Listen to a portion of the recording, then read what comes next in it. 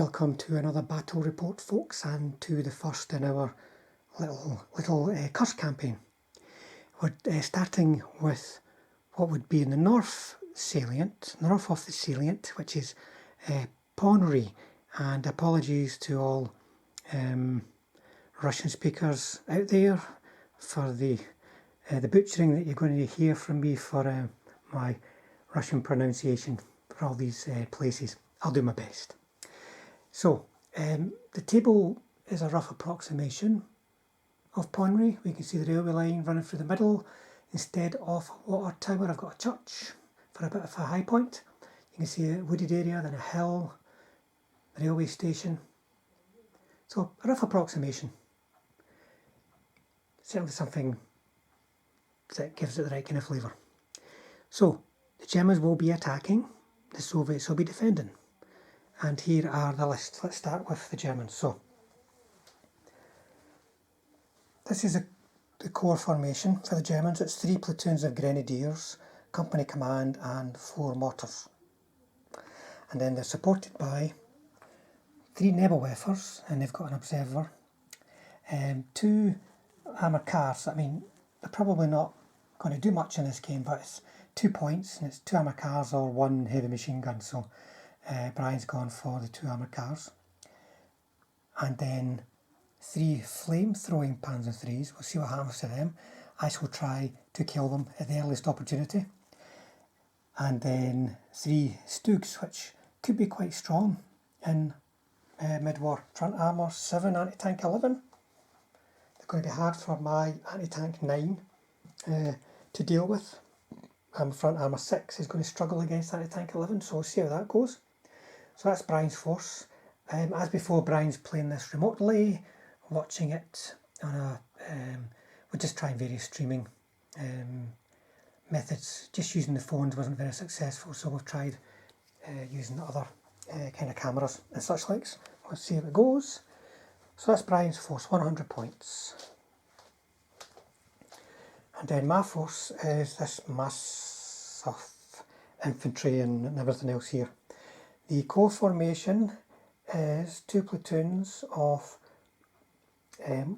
motor rifle infantry and 3 heavy mortars and 4 76mm anti-tank guns. Now these infantry platoons, I've got 19 bases in them. These are the kind of infantry that suffer from the 4-up save though.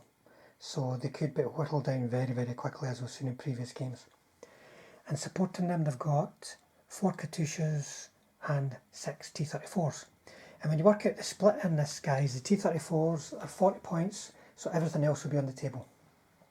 It's a bit light in anti-tank guns, and doesn't have much more in the way of heavy artillery pieces, but these infantry platoons eat up a lot of points. And if you want to have them on the table at the start, and you will, you need to be able to cover 2 objectives, then you really got to put like 39 points of infantry out of your 60. It just leaves 21 points on the table, which isn't very much when you consider your other options.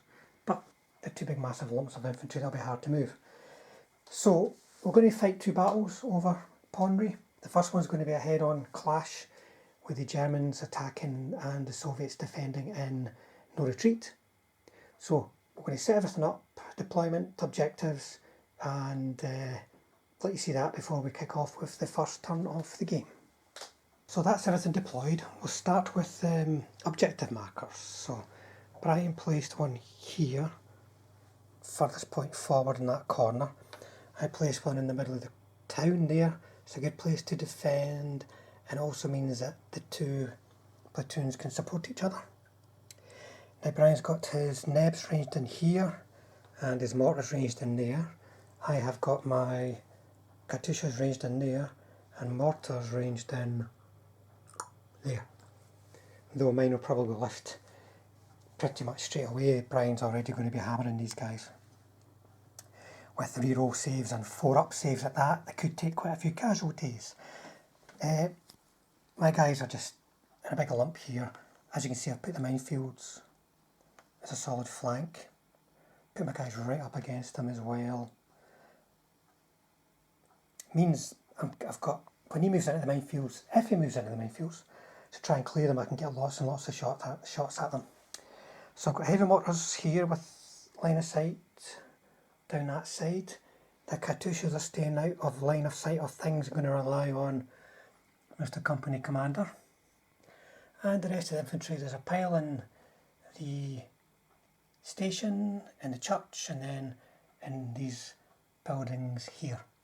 In reserve are the Zis guns, 76 mils, and in immediate reserves, the Zis guns are in ambush, these guys are in immediate reserves. Okay, so Germans will get first turn, so we'll come back after that. German turn 1. So it's pretty much just dash, follow me's as much as possible. One platoon didn't get a follow me, but they've still made decent progress. The armoured cars, the observer, Stooks have stayed still. You'll have to ask Brian why. These have moved into this space behind the wood. So just a general advance. And then in firing, the maybe could have done a bit more damage, but the Nebs managed to kill 2 bases of infantry and the commissar. And then the mortars killed 1 base of infantry, the platoon commander and the commissar. So that's both commissars dead, which will have an impact on the motivation rating of these units. So that's quite a handy first turn of shooting for Brian. So over to me next. We'd have to consider ambushes and then reserves. Soviet turn 1. These guys didn't unpin. These guys did. I didn't pop an ambush yet, and got the reserves on, and they've dashed up behind those houses. So that's the tanks able to get into action pretty damn quick. And then artillery, the heavy mortars actually managed to range in. They did a 6, got it first time. They got 1 hit, but no casualties, but they are pinned. And then the Nebs ranged in here, which is a sore one. The Germans are going to have to get out from under that. Only 1 base got killed, even though they're in the open. Lots of saves were made. And they'll have to unpin as well if they want to keep moving forward. So, first blood for both sides. And everything's on the table apart from the ambush, so let's see what happens now. German turn 2. So, it was unpinning everywhere. Everybody that was pinned is unpinned. And everyone's carried on moving up. These guys just took a tactical, as did those infantry, but they're all staying behind the crest of the hill. So the flamers, they tried a few rifle shots, but nothing happening. The rest of these guys, the infantry dashed, the armoured cars just drove up. They've not fired, just to try to keep the gun on the ground. He stayed put, and the Stoogs have moved up now that there's a tank threat on that side of the table. As far as shooting goes, well, the Nebs managed to get the retaliation in first, arrange in here and kill 1 of the heavy mortars, and then 3 more bases went this turn from the ordinary mortars. That's a sore one, including the second in command. They seem to be sniping off all the important characters around here. Just got the company commander up there. If he goes, they're going to have to reposition these to be able to see anything. So that's quite tricky. So, not a bad turn for Brian there. Let's see what I can do. Oh, one thing, over there, that's really reduced my ambush options. You see, I can't really deploy any anti-tank guns in those walled off areas now. But we'll see. I've still got an ambush and tanks to get stuck in. So, Soviet turn 2, everything unpinned except the heavy mortars. You can see T-34s, I get myself in a position where they can excuse me, where they can move around that flank in some numbers. They're outranged by the Stoogs, so if they're going to get in about them, they have to move as fast as they can and shoot on the way, not just dash. Dash ain't going to do it. So that's a better jumping off position for them. Everything else stayed still. The infantry over here have just definitely in their advantage to stay on the ground just now. And then as far as shooting goes, there's only really the Katyushas, but they managed through the company commander to see one little corner right at the back there that was close enough to capture all of the Nebs, and they managed to range in, hit two of them, but they both saved. But there's something there to at least give the Nebs a bit of hassle, something to think about. So that's really it for me. So over to the Germans for turn 3. German turn 3. So what happened here? The Nebs unpinned, and Brian's decided I can't shoot those Nebs back, those Katyushas back, so I'm going to move out of that template. Still under that one yet, but he's hoping just to get to here and then he can be firing away quite safe. These guys dug in, these are moving around the edge of the hill, these have joined up in a bit of a tighter group, as have those guys at the wall, and the Stoogs have moved up, ready to cover against those tanks. And I just noticed I've not fired those mortars for Brian. It's something very easy to forget things when there's only one person in the room, so we'll do that. If there's anything significant, I'll tell you, otherwise we'll just take the casualties off. Soviet turn 3, so this infantry platoon's moving off to square up to these guys.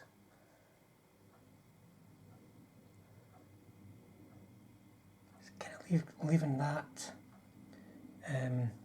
bare at the moment, but these guys can, I think, quite safely go over and protect it if they need to.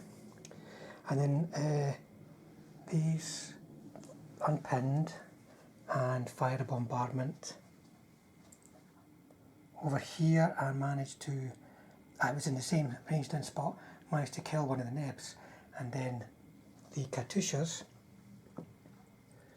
managed to range in over there, didn't kill anybody, but they're ranged in now, and these guys did some rifle fire but not causing any damage. But that's shown themselves now, so they're not back on the ground anymore. T-34s have stayed still for the moment. He's got to come and get me. I don't have to go and get him. So he's got to start closing the enemy now, because we're getting towards 4, 5 and 6. 6 being that crucial turn for being within 8 inches of one of these objectives. So over to German turn 4. German turn 4. Turn 4. These guys didn't unpin, so they shuffled a bit to get out of the template from the heavy mortars, and then Brian's gone all bold here, quite successfully I should point out, but he has moved the flame tanks up in range of the station, moved these guys around. They're very exposed in the open there, but they're at least protecting against assaults at the moment. And so, and he moved these infantry up into assault position. Those guys didn't unpin, so stayed put. And then he concentrated all of his fire onto this platoon, including the flamers and the mortars and the Stoogs and the armour cars, and quite a lot of guys got killed. 3 died to the flamers, 1 to assault, and 2 in the building. And that basically meant the building now belongs, and the objective now belongs to Brian. So it's getting pretty tight. I have to readjust and protect this objective. I've got quite a lot of stuff that can do it, but That's a nice bold move. You see, that's one of the things about city fighting. Your lines of fire can be quite obscured. Like, nothing could support from that side. This side was pinned. There wasn't too many bases within range. He took 4 hits on the way in, nearly pinned, but managed to save all of them. And 4 hits wasn't enough to stop him, so there you go. Let's see what I can do in my turn. I've got 1, 2, 3, 4, 5, 6, 7, 8 bases left in this platoon, so there's still quite a few there. Soviet turn 4, so popped ambush over here. I tried my damnedest to get it in and around here, but there was not enough space that wasn't denied to me by these guys or by them. Likewise, I tried to put it at the back there to try and shoot these guys in the back, but these guys pushed it so that I couldn't get everything firing. So I just plonked them down here to hold the flank for as long as they can, and they actually managed to bail out. That's the best they could have done, is a bail on them, and they got one. The T-34s moved up. The infantry have gone back over to defend the objective. These guys that are not in the front lines have moved up into these houses. T-34s moved up and managed to get a bail on one of the flame tanks. These guys took a pasting for their defensive manoeuvre, unfortunately. And they're pretty much done now, but they lost 4 bases in one go there. The Katyushas have continued to bring fire down here, managed to kill 1 base. The 2 heavy mortars are chasing these guys all over the place. They managed to range in on a 6, but didn't get any hits, but they've ranged in again, so that's going to force them on the move, really. Or sacrifice themselves and just stay put. Try and get a turn shooting. We'll see what happens. Flame tanks are still alive. We'll have to see if they can get themselves back in action. I don't know, it might have a pretty poor remount actually. We'll check that out anyway and see if they can do some more nasty flame attacks. German turn 5. So the Nebs didn't unpin, the Stug didn't remount, but the Flamer did. Got a 6. So you can see the armour cars have moved around to support the attacking on that objective. These guys have moved up towards those houses that have been vacated. The Stug stayed still to get some shots at T-34s. These guys unpinned, and instead of leaving Brian's using them to stop me driving round behind these and getting them on the side armour. They'll probably get killed, but I might not actually. I don't have that much left. But that's what he's doing with them. These guys are just staying put, not doing anything yet, staying on the ground. And then, as far as shooting goes, I've not fired. Right, still going to do the mortars. I'll come back to that. They're going to try and kill some of them. As far as shooting goes, they managed to destroy 2 Stugs fire managed to destroy a T-34. This one here managed to flame and kill 1. These 2 managed to flame here and kill 4 bases in that house, which is pretty brutal. And we'll have to do the mortars on these guys, and then we'll see what happens. For me now, it's getting pretty scary in here. But I've still got quite a few live units, and he still has to get me off that objective, so I can still maybe hold on. Soviet turn 5, so as you can see, the infantry are on the move. They're scared of these flame tanks. They want to stay behind the buildings, but still try and hold on to that objective. The 2 mortars don't have targets, so they're trying to get themselves in a position to bring some fire down on here. The Katyushas ranged in here, managed to kill 1 base. The other base was killed by rifle fire from here. The flame tanks are just laughing at everything I throw at them at the moment. T-34s are doing nothing to them, though these guys here are continuing to bail out Stugs, which is a bit funny. They won't be around for much longer though. So Brian's got to push on here because they're now under the Katusha template. He's got to try and get rid of these T-34, so that's going to be tricky. Right, over to German turn 6. German turn 6. The neb's unpinned. The Stug's remounted, moved off that way. Oh, still got one assault to do. Keep missing something here. Right, we'll do this assault. I'll let you know how it works out. The rest of the shooting was these guys unpinned. They were pinned last turn. But they stayed put. The Stugs managed to destroy one T-34 and bail another. These guys managed to do a hell of a lot of flaming, but the amount of saves these 4-up guys made was ridiculous. But there's still 2 dead bases. These guys stuck around, but they're just holding that channel once again to stop any T-34s from moving around behind. And as you can see, smoke, and that is to reduce counter fire and to protect any potential shots against the Stugs on the side for this turn. And Brian's hoping that these guys will be assaulted to bits by the end of this turn, so I'll get stuck at that and we'll let you know how it goes. So the assault went in just with 2 teams against the 1 gun here to reduce counter fire. They managed to kill it, and they rolled a 2 for the motivation. They couldn't really do anything other than break off anyway, and 1 gun was captured because they couldn't get far enough away. These guys are occupying that house, and what the hell am I going to do next turn? Let's see. Soviet turn 6, I'm going to call it there. These guys failed to unpin. They needed to unpin. They put an assault through here. You can see actually managed to bail out. One of them using the mortars. So they could have put an assault through and maybe killed them, or at least driven them off, and given them enough time to get the T-34s in a position to defend both objectives. As it was, they can't. So these guys are within 4. They'll move around and just flame the living daylights out of them next turn. So I think it's fair enough. We're just going to call it a win for the Germans. So we'll go over to a recap, folks.